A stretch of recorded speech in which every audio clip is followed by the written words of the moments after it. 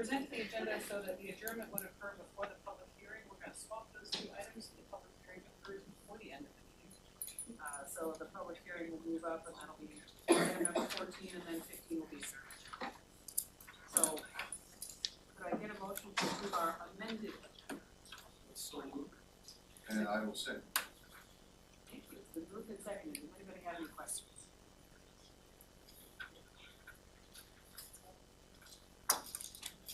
Hearing none. All those in favor of approving our amended agenda, please say aye. Aye. Any opposed? Hearing none. We have an amended agenda. Thank you. I'd like to note that Commissioner Messer is joining us online, but the rest of the Board of Health is here in the room. We are missing a couple folks today, so I believe Commissioner Fournier and Commissioner Klaus cannot be here because they're double booked.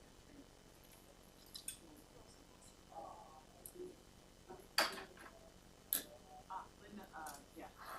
Board of Health member Linda Nelson is not here. Next up, we have approval of the October 8th minutes. Can I get a motion to approve the minutes for our last meeting? So moved. One second. Moved and seconded. Hopefully folks can take a look at those. Any questions, comments? All those in favor of approving October 6th, please say aye. Aye. Any opposed? Hearing none, we have minutes. Thank you very much. So I'm gonna open the floor now. Our next agenda item is resolution H3/2024, the declaration of isolation and loneliness as a public health crisis. Dr. Jen Fryer. Yes, please, call a couple to the table.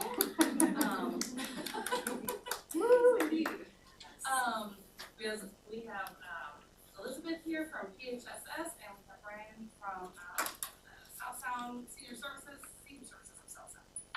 And I just am very thrilled to bring this item forward. This 7 months ago in June, we had Brian representing South Sound Senior Services and the library and United Way and YMCA and several partners that brought this idea forward to us to be able to make a declaration of the public health crisis around social isolation and loneliness. And this is a topic that is very timely, especially coming out of COVID and the health impacts around social isolation and loneliness. And so we are very excited to be able to present this declaration today. And I will turn it over to Elizabeth to say a few words, who is also keynoting I'm going to first my title of the event tonight. Moving forward together. Yes. Virtual session on social isolation and loneliness. So I'll let you have the word. Thank you. Hi, good afternoon. Today I'm really excited because we're going to celebrate the power of our community and our shared commitment to fostering social awareness and combating social isolation. I really want to give a huge shout out to Jen has already said it, but to South Sound YMCA, United Way in Thurston County, and to the Regional Library for their incredible leadership and dedication to this cause. And I am pleased to be this celebrating. Thank you. Yes, I am just tickled. Tickled pink, delighted. And I'm sitting here on behalf of Active Coalition Partners you've heard mentioned, YMCA and United Way and the Timberland Regional Library. And I would like to just express on behalf of my entire organization, board, staff, volunteers, how much it means in our community that this group, that you all would choose to highlight this, because daylighting it and raising it in importance and making it part of a conversation in our community is one of the most important things I believe we can do. And your leadership to do this, Thurston County, the first in the state, I think positions our county to be front and center with any future funding that may come around, side benefit. And that we found in our organization that just having this as a theme for our organization this year has enabled conversations to happen that have changed people's lives. I assembled a task force at the start of the year to help me think about this before I came to you all. And it was a group of about 15 people. And we had our last meeting yesterday, and I asked them, how did talking about isolation and loneliness impact your life this year? And every single person went around and talked about how they have acted differently in their personal lives with their families and in their work life with awareness of the health impacts of isolation and loneliness. They have taken the extra step to connect with their neighbors, to not let their family members remain alone watching TV all day, things like that. And that's a powerful, powerful thing. So thank you all for your leadership, and I'm just delighted. And the work is long-term. We know this. The problem didn't start yesterday. It's not going to be solved tomorrow. Let's not be discouraged by that. It's just a wonderful effort. And as the Surgeon General pointed out, one of the most important things that can happen is public policies that embrace this need. And so you're doing that. Thank you. Yeah, I'm very excited that we have arrived at this point where we're actually taking action on this and making this declaration. And I think what you said, Brian, is really important because we get questions here and there about, what does a proclamation really do? But there are issues where just raising awareness can actually have a serious impact on what's happening in our communities. And I think this is one of those places where if individuals hear about this and they start acting differently, it can actually improve the health of a community. So thank you for your work on this. This is very exciting. I'm so glad we're doing this. And it is just the beginning. Do others have any comments? Well, I'm not too far from that demographic, so I'm double thrilled. Thank you Doing very this much. for you. This is across the lifespan. Social isolation and loneliness, as you will read in the whereases, affects all. Thank you. I think we are gonna take shall we read it? Should we read it into the record?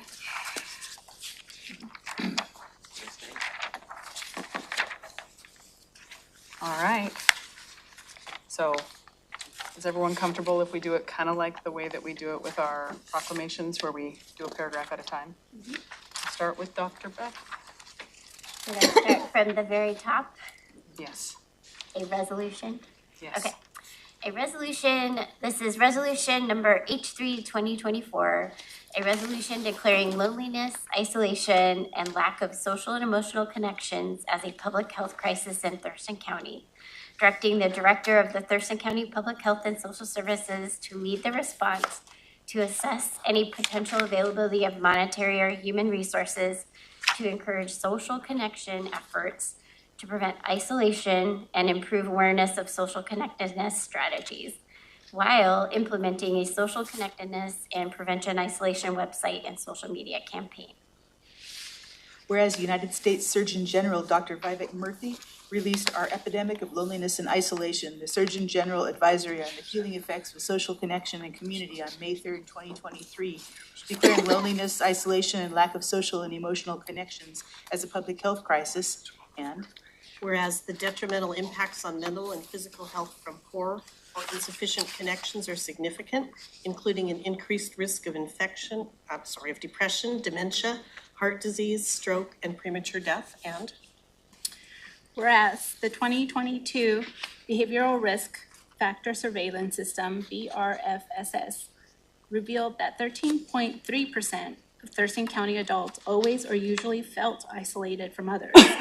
In Washington State, 9.8% of adults always or usually felt isolated from others, with a significantly higher percentage of adults ages 18 to 24 and 25 to 34 reporting feelings of isolation. And whereas the 2022 BRFSS revealed that 9.1% of Thurston County adults rarely or never received the social and emotional support they needed.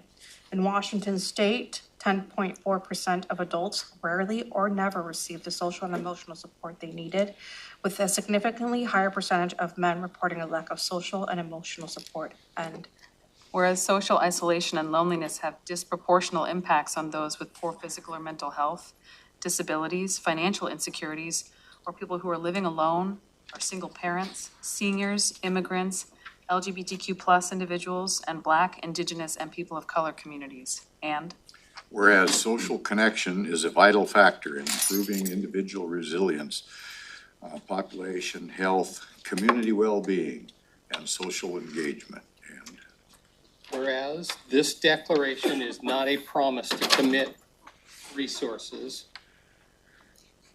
the Thurston County Board of Health may assess any potential availability of monetary or human resources to encourage social connections and adopted this 10th day of December 2024. Therefore, it is hereby resolved that the Thurston County Board of Health declares loneliness, isolation, and lack of social and emotional connections a public health crisis, and encourage stakeholders, community organizations, and residents to improve social connection and minimize the detrimental health consequences through the adoption of comprehensive evidence-based approaches.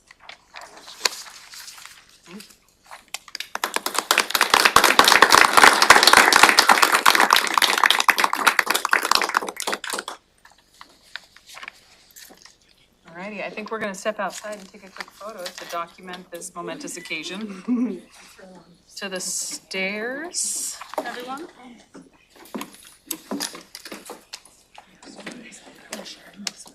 I think that we can do it.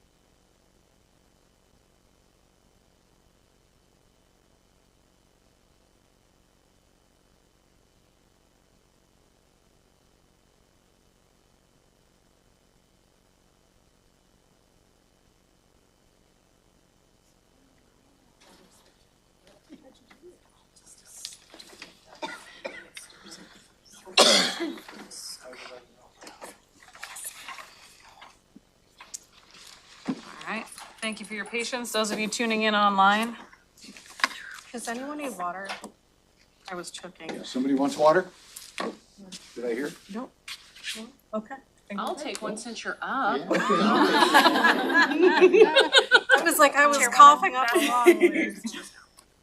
Of the proclamations. All right, so, gonna try to keep us on track. Next up, we have a proclamation regarding National Family Caregivers Month. And I believe Ramona Smidala is gonna come speak with us. A couple of other folks, Jenny McIntyre. appreciate it. Please come to the front of the room. Sitting next to a doctor, you know, you should know the drinking water. Yeah, hydration's really good for you. Doesn't cost anything. Welcome. Thank you for having us. My name is Ramona Smidella. I'm the Mental Health Education and Outreach Specialist with the Parent-Child Health Division at Thurston County. And I just wanted to say a few quick words. Family caregivers are a necessary resource for our community members, and it's expected that the need for them will increase as the 65 and older population is expected to outnumber those 18 and under by 2034 for the first time. By acknowledging the dedication and countless hours spent by family caregivers to care for their loved ones, we can help to ensure that they receive the support and resources that they need to continue the amazing work that they do. I'll now turn it over to Jenny McIntyre to speak with her on her work with caregivers in our area.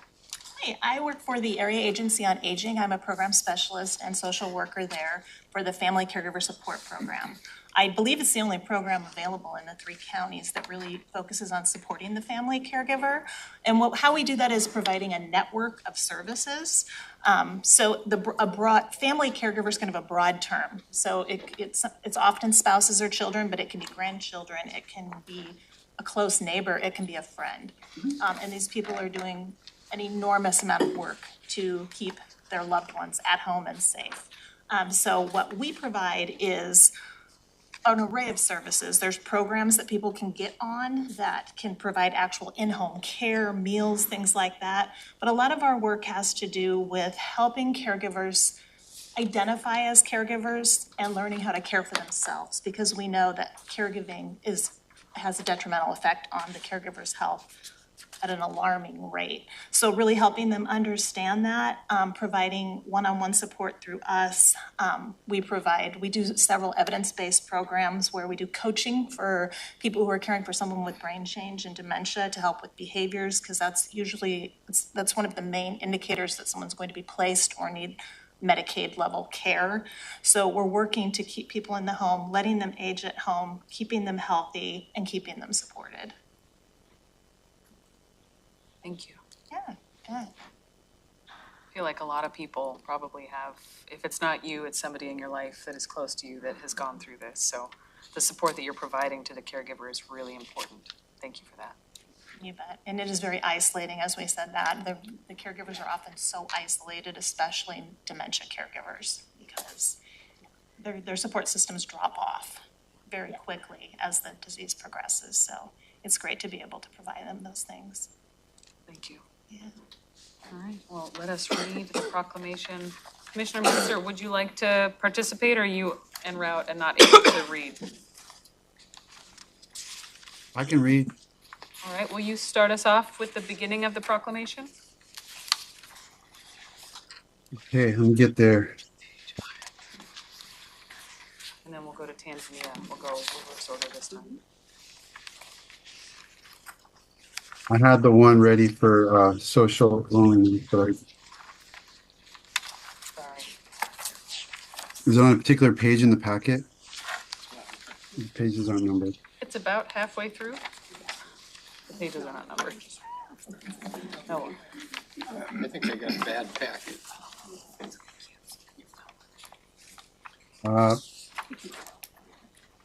I may have to let someone else start because I cannot locate it in my packet quickly enough. Oh wait, here never mind, I got it. Okay. Got it. Okay, Thurston County Proclamation, National Family Caregiver Appreciation Month. Whereas November is National Family Caregiver Month, which honors the dedication and support of family caregivers and acknowledges the sacrifices they make to ensure their loved ones are cared for. And whereas in 2021, there were up to 820,000 family caregivers in Washington state, providing the equivalent of $16.8 billion in unpaid care. And Are we going back or? Yeah, okay. Whereas it is estimated that 1 in 4 workers in Washington have left the workplace for caregiving responsibilities, while 61% of the family caregivers continue to work full or part-time while providing care. And Whereas in Thurston County in 2022, 20% of residents had provided regular care or assistance in the past 30 days to a friend or family member who had a health problem or disability.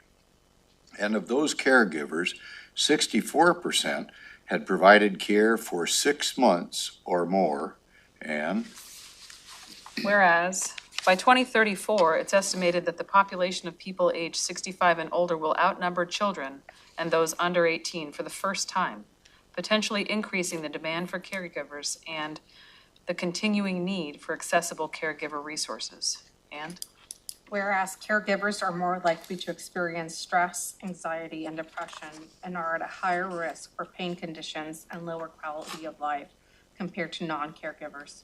And whereas we acknowledge that self-care is an important aspect for family caregivers to ensure their well-being and is essential for them to be able to continue to provide care for their loved ones. So we encourage self-care activities and respite from care duties. And whereas in Thurston County, caregiver support services are available through agencies such as the Lewis Mason Thurston Area Agency on Aging, the Washington State Department of Social and Health Services, and Senior Services for South Sound to support both caregivers and care receivers in our area. And now therefore be it resolved by the Board of Health hereby proclaims November National Family Caregiver Appreciation Month in Thurston County and encourages all community members to acknowledge and support family caregivers who dedicate countless hours to helping those in need of assistance.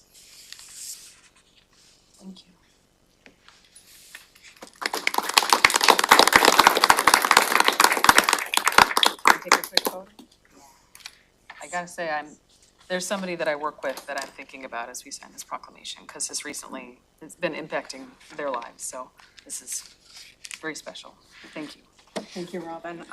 It's also very special to me. My parents are caregivers of my grandmother, and I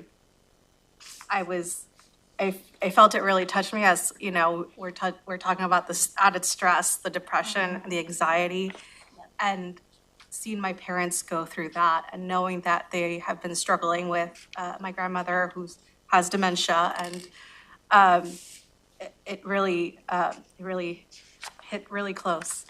You know, we had an incident this past week where she ran away and we couldn't find her, and so it's a lot, and a lot of families in Thurston County are going through that. So I'm very thankful for the Board of Health for passing this proclamation because it really does impact a lot of families. Thank you for sharing that.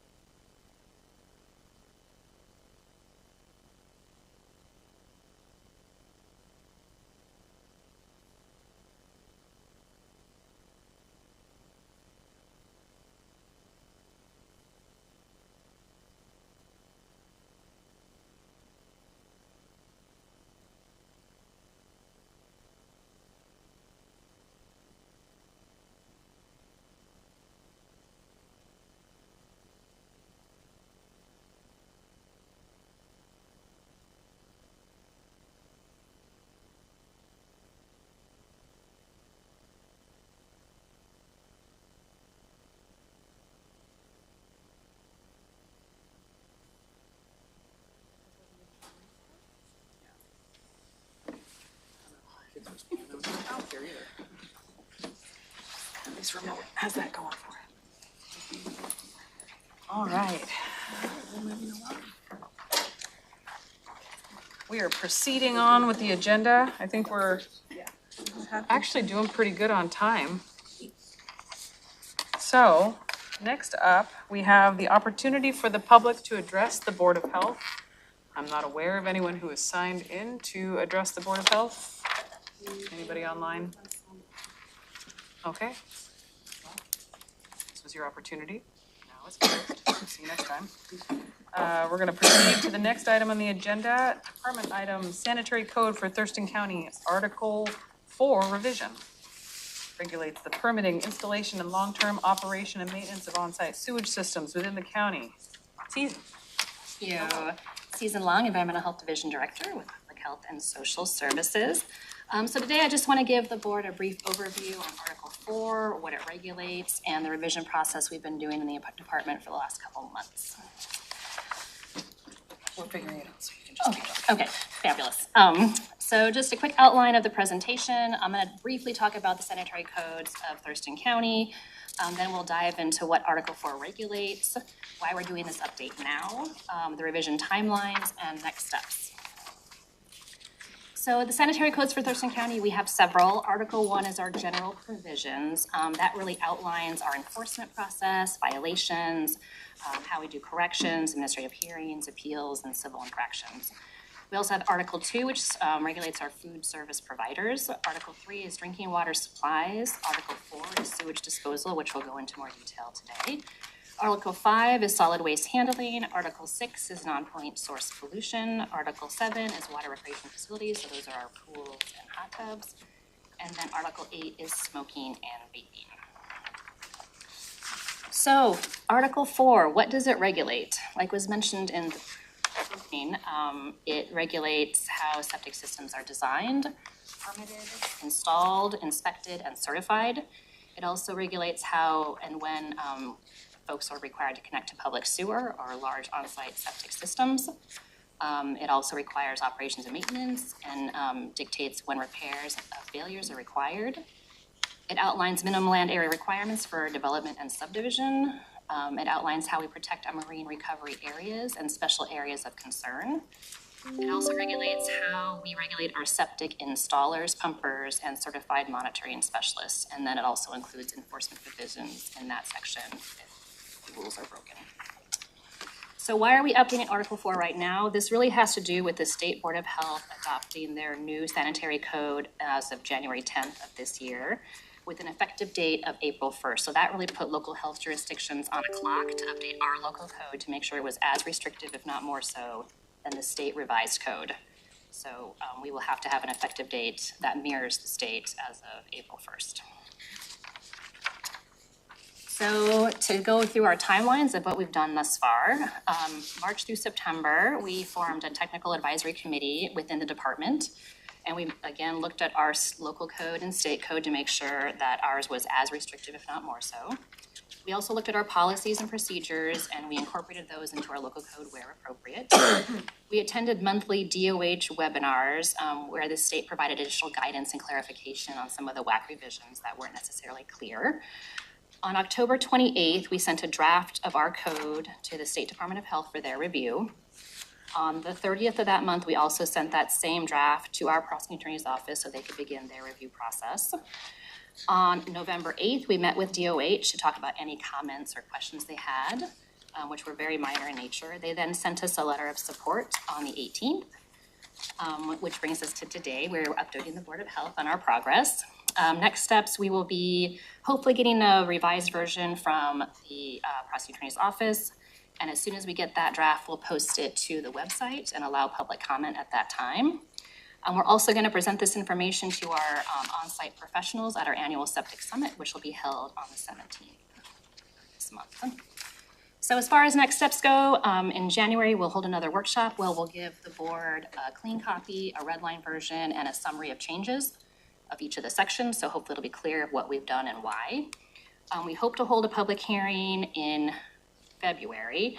But if not, we do have March where we could, you know, if we need another workshop session, we could do that and then hold a public hearing in March, again, to have the effective date of April 1st, which is the most important factor to mirror the state code. And with that, I'd be happy to answer questions.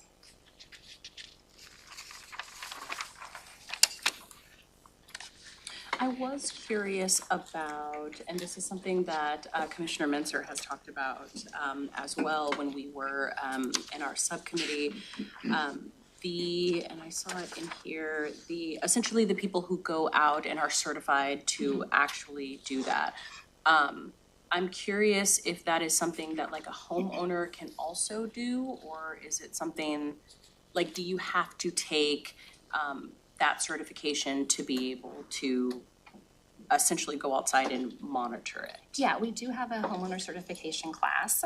And so homeowners are allowed to do that with certain types of systems. So if they're proprietary systems that have, you know, really, they're technically complex, we have certified professionals monitor those systems. But if it's a, you know, a gravity system or a pump, something that's a little simpler, we do have a homeowner class that teaches homeowners how to do that on their own. Okay. And then they can submit those reports to us. Dependent on the type of system? Yeah. Okay, thank you. Yeah. And your class for the homeowners, isn't that offered quite often and free of charge? It is. Yes, it is free of charge several times a year. I think this year we had 12. Septic Park. Yes, there's actually a few coming up. Which we'll have to give you a tour if you have not seen it yet. It's quite amazing. Yeah, it's really great. So, yeah, there's 2 more classes actually this year before the end of the year. So we try to do those a lot. Any other questions? All right, well, we'll look to see this back on the agenda. Oh, I Tanzania, did yeah. kind of. Oh, no, So no, please. I was curious, just because we did talk about this a little extensively in, again, one of our subcommittees. I was curious on if the DOH, when they sent back the letter of support, did they also give you guidance on enforcement? Like, what does enforcement look like at the state level? And then what are we thinking to possibly do in regards of that? Like keeping people consistent in doing that? With operations and maintenance specifically, or other types of enforcement? That, the septic tank. Yeah, so they didn't give us any particular guidance. A lot of that's left to the local jurisdiction to see how they're gonna interpret the rule, and what resources they have to do enforcement. A lot of counties don't have a lot of resources, and so it's kind of left up to the local health jurisdiction, the health officer, and the prosecuting attorney's office as to how far they're able to do enforcement. But we do have a very robust education system here when it comes to O&M. Actually, the next agenda item is gonna talk about the local management plan, which also kind of dictates how and outlines how we, you know, make sure that monitoring and maintenance is done in the county, and how we survey our septic systems to make sure that that is happening. So we're gonna update that plan, which is the next agenda item. I'm kind of jumping the gun, but. No, I read it. Okay. Okay, awesome. Yeah. Thank you. Yeah. Susan, you took over for Art Starry's I did. position, right? Yeah. So he used to give numbers, and I'm not trying to put you on the spot. Yeah. Thurston County was well above the average of compliance on all of these measures.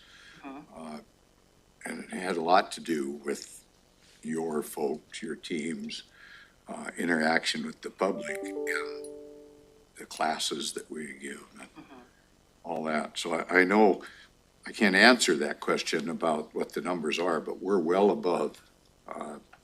Matter of fact, I'm not sure anybody is ahead of us statewide. I know we used to be around 85% Yeah, compliance. it was a lot compared nice. to Yeah. if you go elsewhere. Commissioner Menser has spoken about that as well. It's very Okay. impressive. Yeah.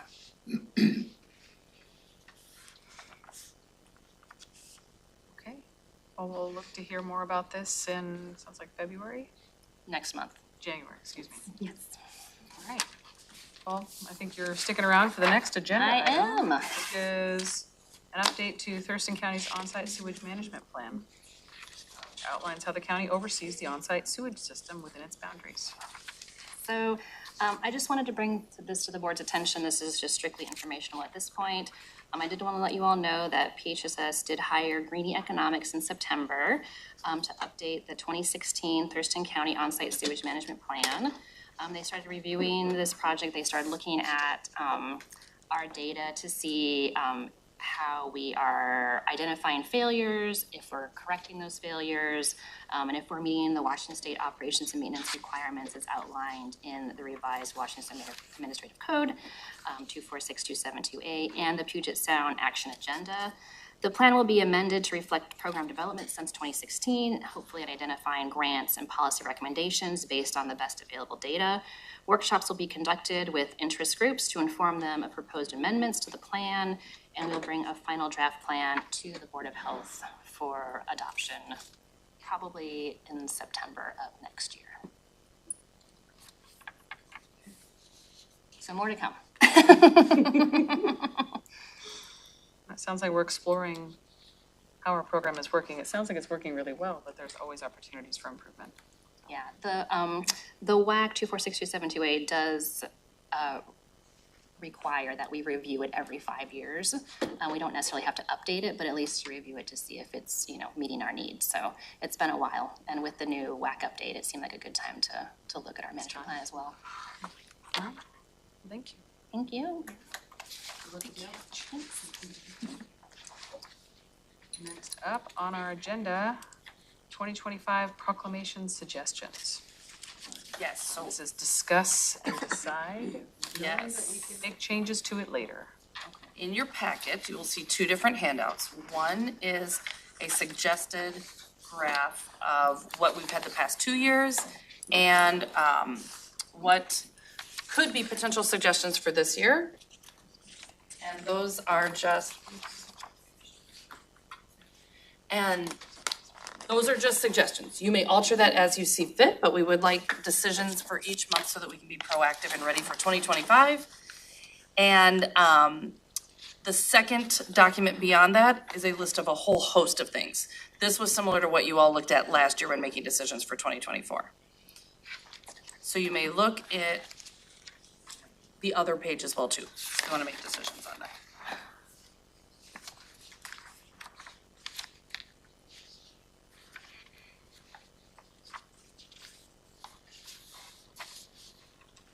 I would open it up for discussion or suggestions.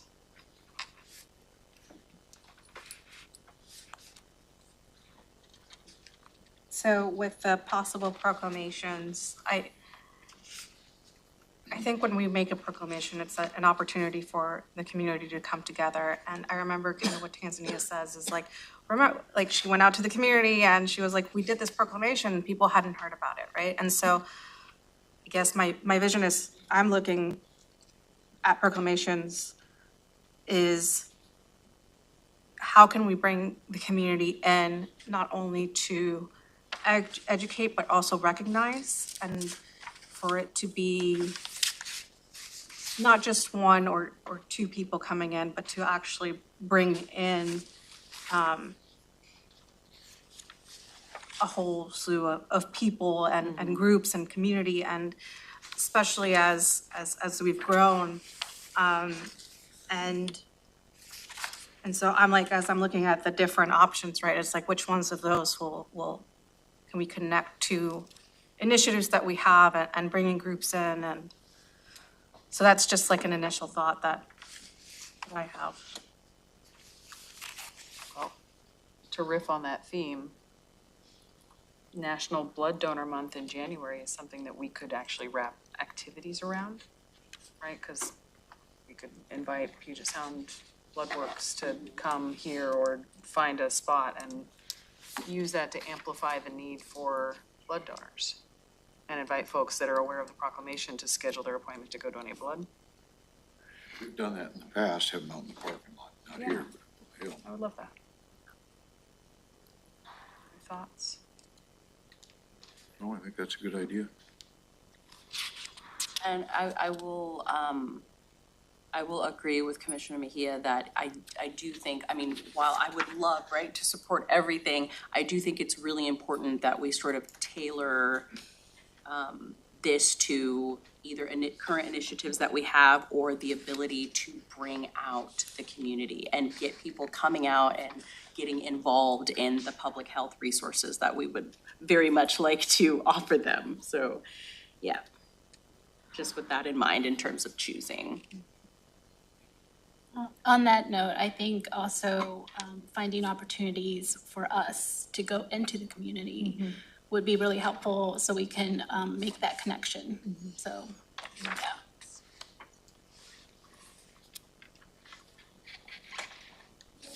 With that said, does anyone have any proposals for January, February, March?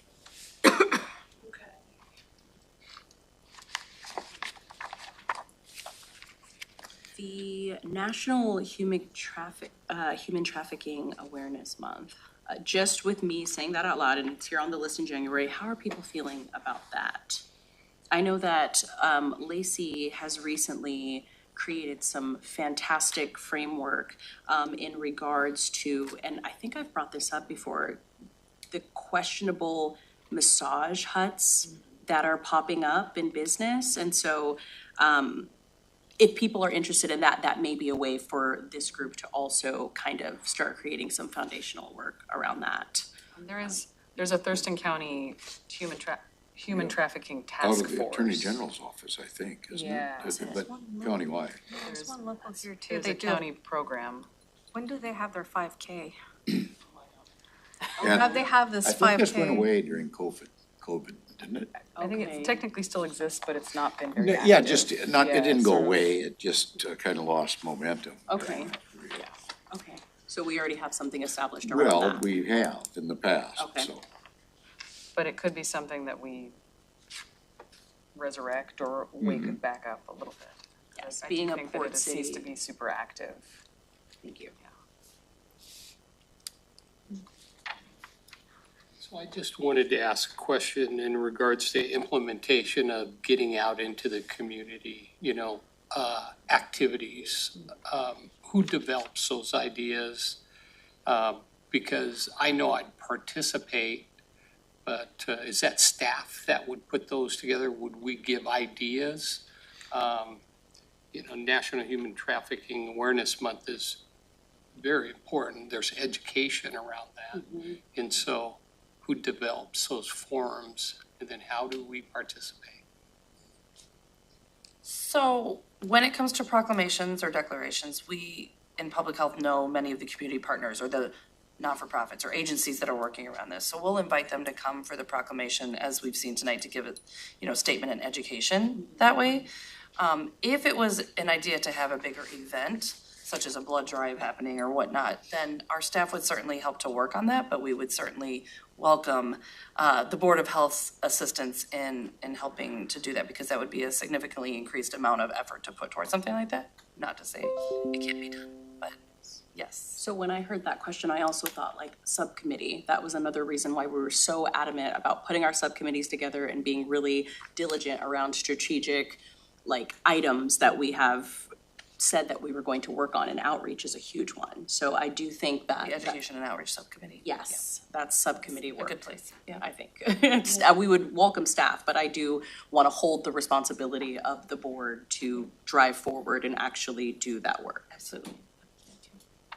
It also might be helpful to get some information from these proclamations that we can take out to the places that we're already at to connect with the community, to raise awareness and excitement about this. And that's exactly why we'd like to nail down all of 2025 so we can begin doing that research, gathering the data. It takes time. And so to be able to have that for you all as early as possible.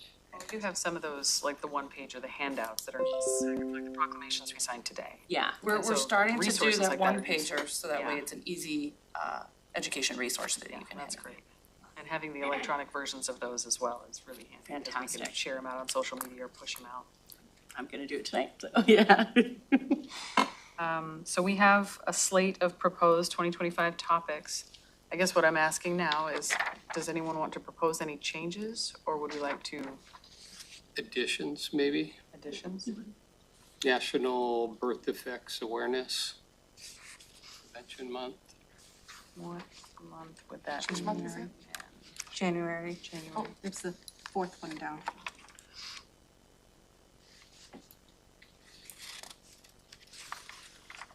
Are we only discussing the first 3 months of the year or the entire year? Like the entire year. I would hate to lose the focus on immunizations in August. I think that's an important time to do that work. there's lots of opportunities to get it out in the community as the school year gets ready to start. I would, thank you, sorry. February, the National School Counseling Week, I'm not sure what that entails, but there's been a lot of movement and that connection with schools. So I guess I'm looking towards Lynn, who work with teachers and is that? Have we done anything around that before? No. What kind of activities? Yeah, I think that's a great idea. Maybe even just, having lunch with the school counselor at their school, something very basic where you could just be in the community. Yeah, I'm not thinking big events, I'm just thinking points. Yeah. So one thought I had was in May, they have National Walking Month. And I thought perhaps that would be a way to outreach into the community and maybe make some different ways of people connecting, kind of with the loneliness theme. So you could potentially have like a walk where it's like people with their strollers at, county parks, or you could have, weekend ones or senior ones or whatever. Like it might be a way to build some community, and then like it would be an easy thing for us to be like, I'll go to that one, you go to that one, and it might be healthy for everybody starting into spring, just as an idea. National Walking. Has anyone ever heard the Walk with Erin? It's Erin Jones, and she does these events in Tumwater once a month where she brings community together and she goes out for a walk. That would be great to participate in something where she's already established a group. It's an open invitation. Connect with her. Yeah. In May. Yep. Okay. What month was that? May? It's in May. Can I recommend we go month by month and also to make a decision if you want to do more than one each month? Yes. Is 2 a month acceptable? I know that we had questions in the past about, I think one month we had 3 and it was a lot. Yeah. Not just what you, Let's aim for 2, just because it does take time to coordinate the partners, and if we want to wrap activities around it, I don't want us to bite off more than we can chew. For January, if we do a National Blood Donor Month, in addition to the human trafficking, we could change February, since February is a donor day, we could add, or we could substitute. Or is that organ donors? But we also have a recommendation to include birth defects awareness month, National Birth Defects Awareness Month in January. And we could still do something like a blood drive in February as part of Donor Month. Do we have to have a proclamation for blood donor month and instead just put out the information out and hold the blood drive? Is that like an alternative of like, we'll host it in different locations and we can all participate, we can all invite our communities to come and participate, and instead of having a formal proclamation, just have the events. Yeah, I think doing it in February would also be neat, just from a social media perspective, if we're aiming for around Valentine's Day, because it's National Donors Month. I feel like there's some cute things that you could do, like. That's I didn't think about that, yeah. Put your whole heart into it, I kind of thought about that. My life was saved by blood donation, Yeah. so. Yeah, you could be. Blood donors. Yeah. Okay, well. My parents they volunteer at the blood bank to this day. Yeah. Because of that. Yeah. Yeah. Okay, so maybe we do something like supporting blood donation or hosting a blood drive in February. But I don't wanna overlook that Ray recommended we recognize birth defects, National Birth Defects Awareness in January. So that would give us 2, National Human Trafficking Month and Birth Defects Awareness and Prevention Month. So that would be 2 in January. In February, we have National Donor Day, and that could be blood. I think it's a recognition of other types of donations as well. I like the National School Counseling Week. in February. Yeah. Or earthquake awareness. Those are always fun. Preparedness. I think National School Counseling Week also connects to some of the other work that we're doing related to social connectedness and isolation and mental health that's an important population of folks we need to focus on as our kids. I'm sorry, were you talking about the school counseling? Is that what you were Yeah, just National referring to? School Counseling Week. In regards to national school counseling, that there are a lot of other professional counselors that go into schools to provide support as well, so it might be a good idea to pull together. It might be a good opportunity for the community to work together a little better that way. Right. So we've got 2 in February. Just to be clear, we don't have to have 2 every time, but we can. No more than 2, 1 is okay. Should we look at March? National Developmental Disabilities Awareness Month. I know I just said we don't have to have 2, but I would like to continue to have a focus on the transgender population in Thurston County. So we've recognized that one in the past. I'd like to propose that we keep it on the list. Would you like to also do the developmental disabilities awareness? How do folks feel about recognizing both of those? Can you say them Yeah. both again? The Transgender Day of Visibility? Yes. And what was that second one? And the National Developmental Disabilities Awareness Month, which is already, it's the defaulted on the Yeah. list.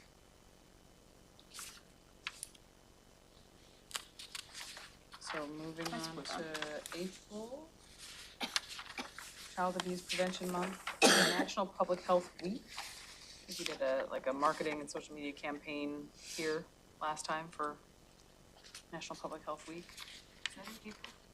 Is that in April when we filmed those videos?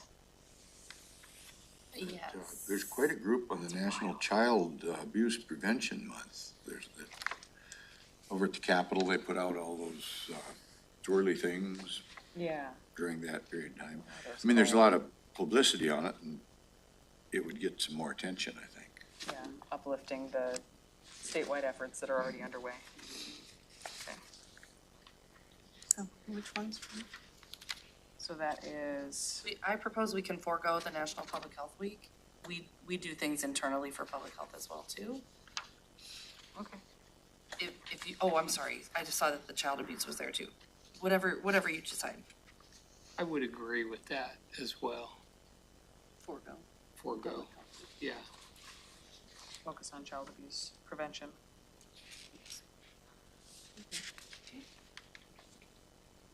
Moving on to May. So we've got 3 so far that I've heard recommended. We've got the 2 on the list, National Women's Health Week and Hepatitis Awareness Month. I also heard National Walking Month. And there might be a community partner that we could connect with to host some kind of event and do some outreach. So which one of those do we wanna Could we table? incorporate National Senior Health and Fitness Day into the walking conversation / isolation conversation? And make that part of the rest of the story.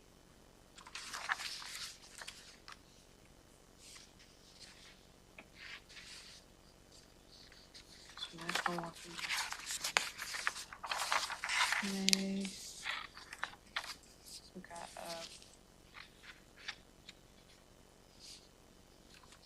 You know, down on the bottom, it says National Senior Health and Fitness Day. They do quite an event around here on Senior Olympics. Yeah. I don't know if it's what the time is. Just might tie in with something like that. I think to Heidi's point and to your caveat, Commissioner Edwards, I think I really like that. I like the idea of, I do like the walking being separate, but that's something that can easily be done in a fitness style and will rally all those ideas together. Yes, I think that's a great idea. So in, I think the senior games, is that what you're talking about? Yeah, I Yeah, just- and if I it think goes that on. is in the July. Is it? area. Okay. Late June to mid-August. I just knew it was somewhere. I'm gonna pay attention when I get older. We expect you to compete next year. He said when he gets old. Yeah. all right, I think we need to move a little faster. I'm looking at my agenda and I have a concern. For sure.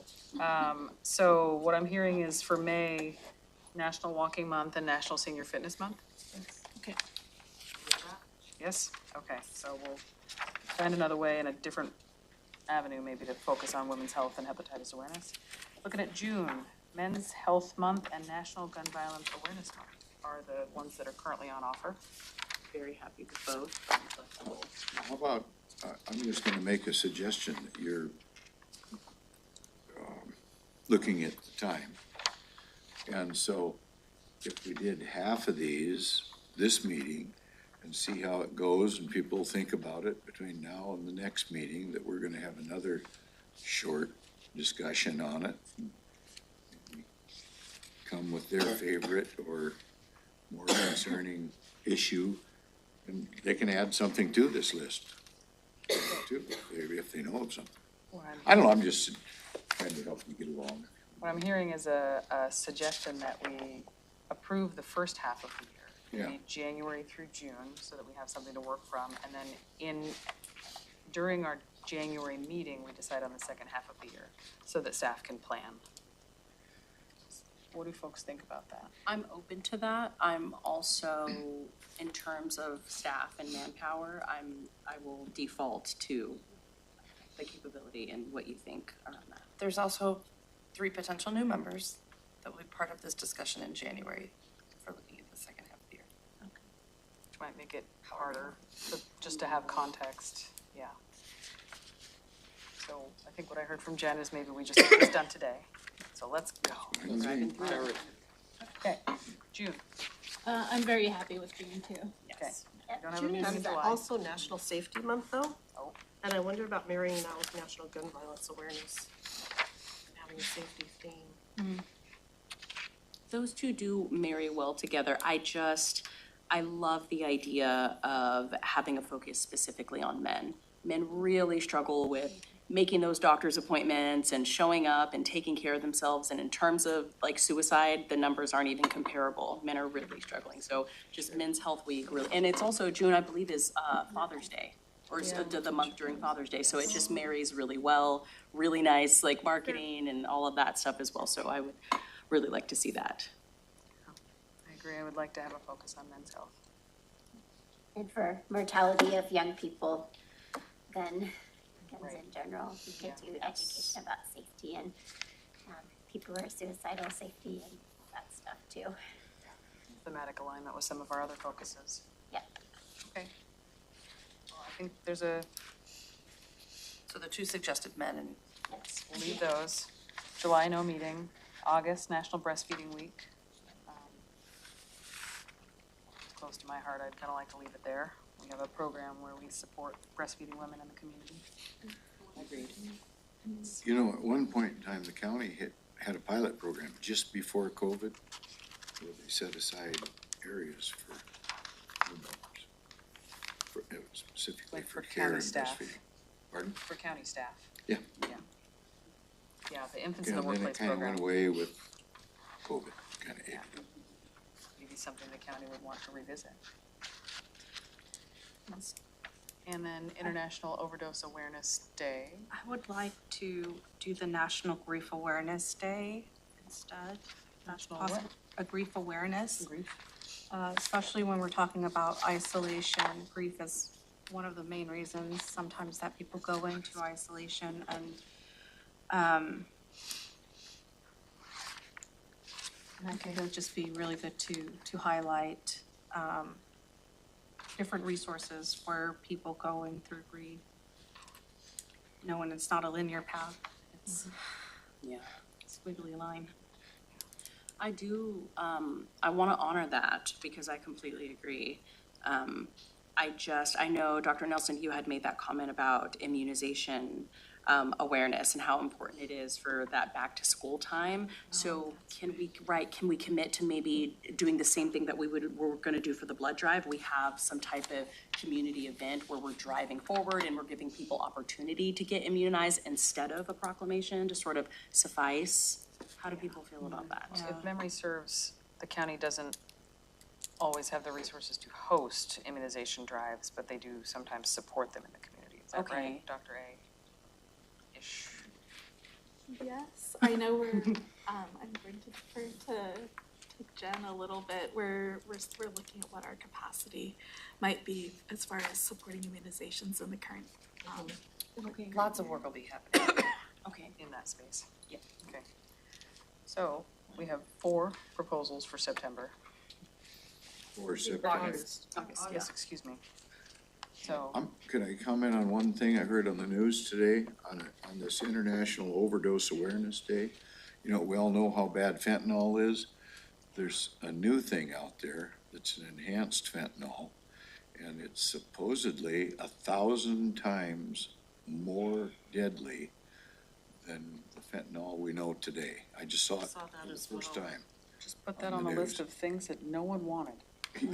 Yeah, but and the only reason I bring it up now is because by the time August gets here, we might be in a dilemma and really want to rethink this. So I just point that out. I heard it for the first time at the 5 o'clock news. I can forego my grief awareness. I think it's called carfentanil. Why they named it carfentanil, I have no idea. I would forego the National Immunization Awareness Month around the overdose awareness as well, just because we've had people in here throughout this past year that have presented to us the numbers of what that looks like specifically in our county, and it's a very serious problem as well as in schools, It's so very substantial. I would support that. And we would still have in the spring, we're gonna have an immunization data, presentation as well too, so. There will be, just because it's not a proclamation, you will get that That will immunization. be ongoing work. It's Yeah. not a problem. Maybe we could, maybe there could be a presentation on the, immunization data, even in the fall, because I think to your point, that's right before kids would need to be immunized when going back into school, so it's timely in August. But if folks are okay with National Breastfeeding Week and International Overdose Awareness Day, given the landscape, let's go on to September.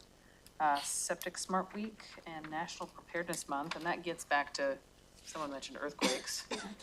So national preparedness is not only earthquakes, but that's one of the, natural disasters that we encourage folks to be prepared, Cascadia Rising, 2 weeks of preparedness. And there are emergency management people have quite a program that they put on for that, so. Yeah, we have an active CERT program at the county level as well. September, hearing no proposed edits, we're gonna move on to October. Domestic Violence Awareness Month and International Day of Climate Action.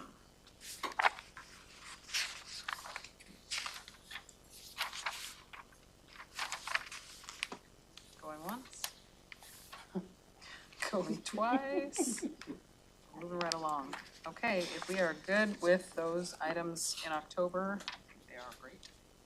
No meeting in November, and then National Influenza Vaccination Week in December. Seems so late. I was thinking too. I'm trying to get my flu shot in like the late September timeframe, but. Yeah. Halloween. But anyway, would love to protect people from flu. Okay. Well, if we can live with it, I would propose that we live with it. If something big pops up, we can always bring it up and change it. Yep. Okay. So, Jen, do we need an action? Do we need a motion? No? Okay, good notes, we'll get it in place. Thank you. Thank you. All right, and that took 20 minutes longer than it was supposed to, so let's go. I tried to. Yeah, no, thank you, Commissioner. Moving on to the next item on our agenda, an update on the Board of Health composition. Very good, I'll make this really quick. So at the last meeting in October, there was discussion around moving to a 10-member Board of Health. That has not gone through the Board of County Commissioners yet, but there have been discussions around what that would look like, and more discussions will happen as that goes through the Board of County Commissioners in January and in the coming year. There is some work around soliciting who is the City of Olympia representative, and nothing just yet, right? We don't have a name. And then soliciting the South County for representative there. That would entail 2 commissioners no longer sitting on the Board of Health and 1 community member no longer sitting on the Board of Health. We do have 1 community member who is offering to step down as working with several other national organizations and a heavy workload there.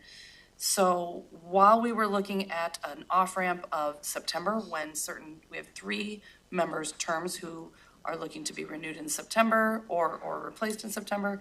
And that is Tanzania, Dr. Harvey, and Lindsay in September, but this may occur in the first quarter of 2025 as we fill those certain positions. So did I miss anything, Mr. Gelder? No, I appreciate that. Tanzania is because she was slotted into the unexpired term of Williams, who used to be on the Board of Health.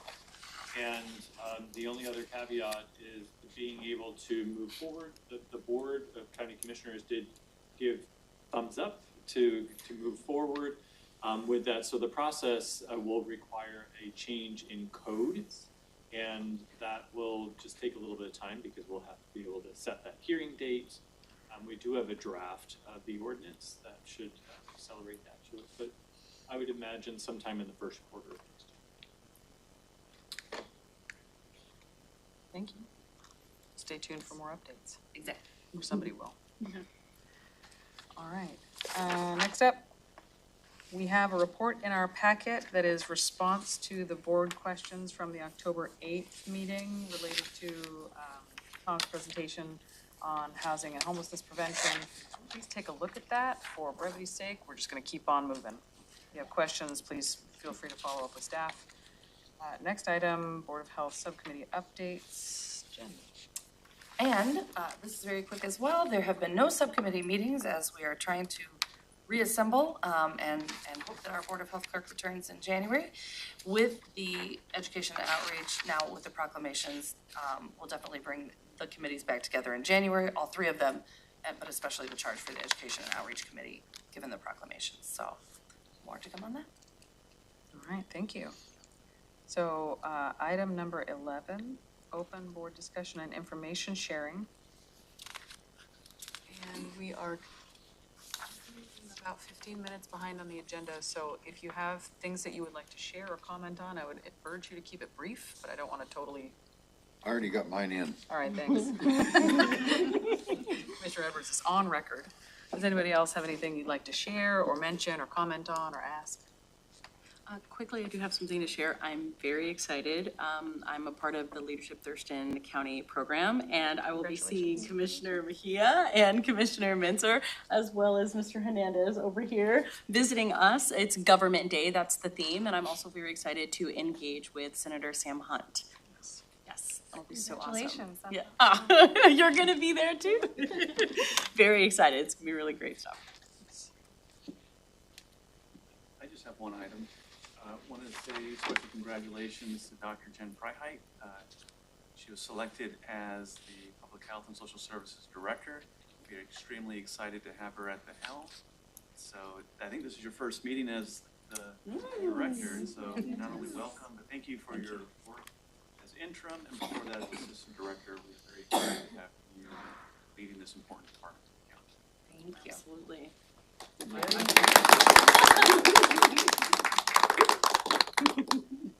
Thank you. Congratulations. Yes, truly. And good luck with the recruitment for the position you just vacated. Yeah, exactly. I saw it up. The fun doesn't stop. It's happening. Yeah, it's out there, so tell your friends. Any final announcements or sharing? Okay, I'm gonna move us on. Next up, we have the Health Officer and Department Director report. I just have two very quick things to say on that one. On the back side of that report is that for your awareness, all of our PHSS staff are participating in a PH Wins survey. It's a national survey through the De Beaumont Foundation with NACCHO and APHA that assesses public health workforce. So this has been going on for several years. It's one of the first years they're allowing smaller size departments, which we're considered a little bit smaller, to participate in this, and it'll give a national and state and local body of data for us to utilize when assessing our workforce. So I'm very excited about that. What kind of survey is it? It's all around workforce. So workforce training needs, workforce retention, public health, career onboarding, emotional wellness of public health workforce with the pandemic especially and all that. All of the above. Workforce in general. That's great. Good things. We'll be sharing that with you.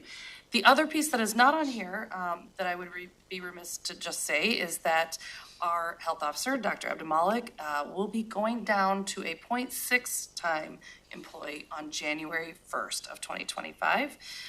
This was due to funding. The position was initially offered as a 0.6 position, raised during COVID to a 1.0 FTE, and we'll be returning back to a 0.6. We've been working very, very hard on roles and responsibilities, how to shift things to other teams and other staff members and working through that. So I thank Dr. A very, very much for her amenability and working very hard to figure out what this looks like at a 0.6 time. So that would be 3 days a week, still involved with the Board of Health, obviously. And if you have any further questions on that, for the sake of time, please just email me and I'll answer any questions for you. Thank you. Sure, if I could, for the sake of time, I want to thank Commissioner Gary Edwards for his years of service. I believe this is his last meeting on the Board of Health. This is it. This is it. I'm going to be in a constituent shortly. Coming with public comment. But just want to thank him for his years of service and dedication, working through some very important matters like the pandemic and other things. I believe he deserves a round of applause for his commitment to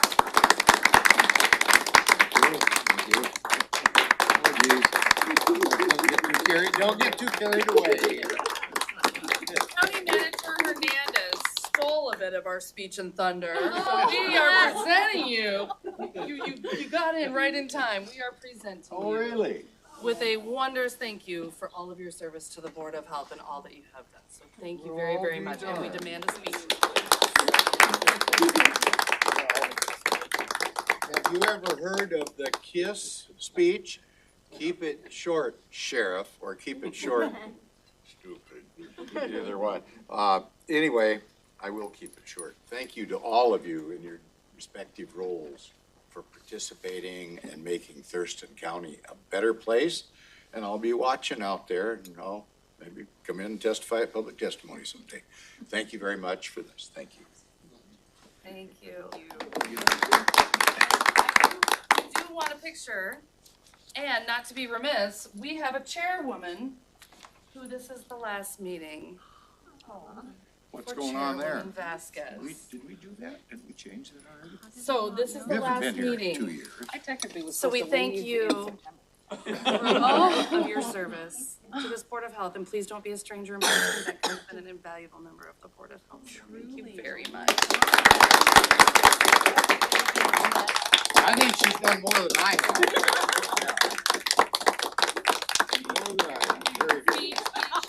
Speech. I'm just very honored that I've had an opportunity to be a part of the Board of Health when its constitution dramatically changed as a result of the change in the law, so that we expanded to include members of the public and credentialed medical professionals.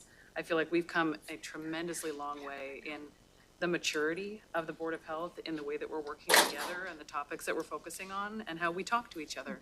And what that means is we can do more good for the community. So I'm really honored to have been a part of this.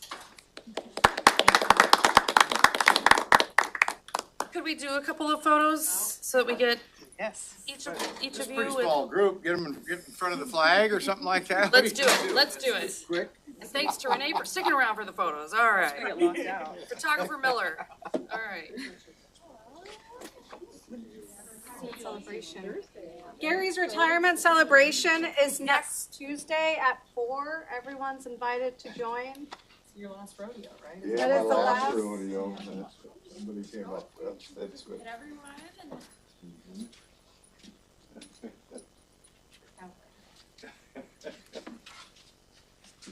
Okay. Take my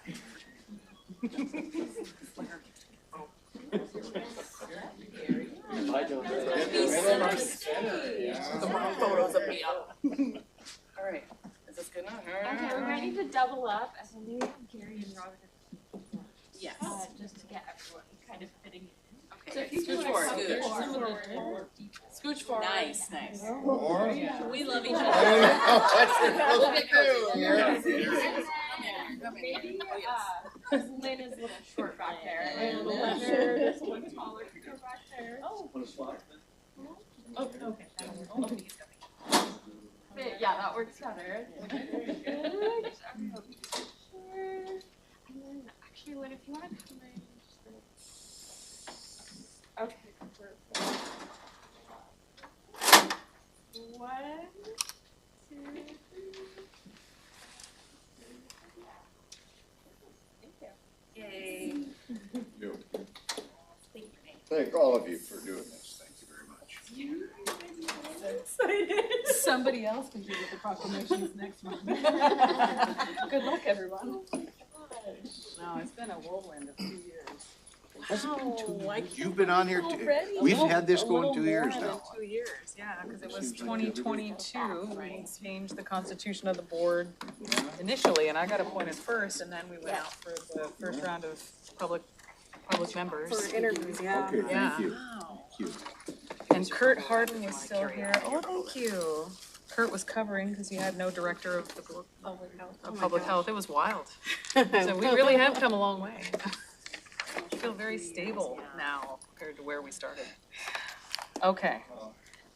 We are covering a lot of ground very quickly. Thank you, everybody. Next up on our agenda, well, that was our special presentation. So our final item is a public hearing. And just to forewarn the members of the Board of Health, this is one of those things that has to do with changing a fee schedule. So elected officials are the voting members on this action. But first, we'll have a presentation on updating the environmental health fee schedule. Good afternoon, Susan Long, Environmental Health Director. So today we're requesting the Board of Health adopt the proposed fee schedule changes effective January 1. And I'll just go down line by line, and if you have any questions, please feel free to jump in at any time. So the first proposed change is with the plan review, and this is a two-pronged change. We're changing from an hourly rate to a flat fee, and then we're also doing a process improvement to help streamline that review process. The next fee is new in the sense that it used to be incorporated in the original plan review. So let's say you have a pool and you have a hot tub at your apartment complex. That was all submitted in one application packet. We're gonna separate those out now so that the pool will be the primary and then the add-on fee would be for the hot tub. So again, try to simplify, make it easier for the public to understand what the fees are gonna be. And it actually is easier for us on the back end administratively as well. So as far as the next two line items, change ownership and remodeling fee. Again, these are just strictly moving away from the hour rate to a flat fee structure. And then because we were updating these water rec fees, we decided to throw in the last three fees, which really are just, they're relics of the fee sheet that we don't use anymore. So we just wanted to clean up the fee sheet and remove them. So I'd be happy to answer any questions. Would it be fair to summarize that the thrust of these changes is to simplify the fee schedule? Yes. And clean it up a little bit. And make it more transparent to the public of what they will owe when they submit these applications. Okay. Questions or comments? Well, I suppose I need to open the hearing officially. So at this time, with that presentation, I will open the hearing for updating the environmental health fee schedule. I'll read this little paragraph here. Per RCW 70.05, section 2, subsection 7, any decision related to the setting or modification of fees may only be determined by the city and county elected officials on the Board of Health. We are considering the following action to review and approve the environmental health fee schedule. And the hearing is now open. If there are members of the public wishing to speak to this, or if they're... Chair, we have no one present or Over here. Okay. No emails received. No written comments for this item. Anyone on the board? And it was advertised, right? Correct. So public knew about it. Okay, well, seeing no members of the public wishing to comment on this, I'm going to close the public hearing at 5:06. You run a quick meeting. It's a service. Okay, so we have closed the public hearing. Now we take action to approve the fee schedule. Would anyone like to make a motion? I would move to approve the fee schedule.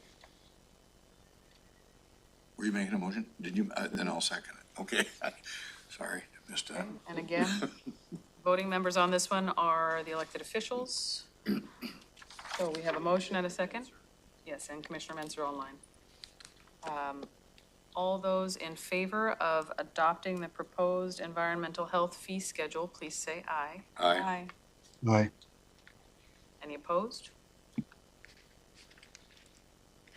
Seeing none, the fee schedule is approved. Thank you. Thank you very much. Thanks for staying. Thanks for consolidating things for folks out there, really. Anytime you make it better for the public, that's the good deal.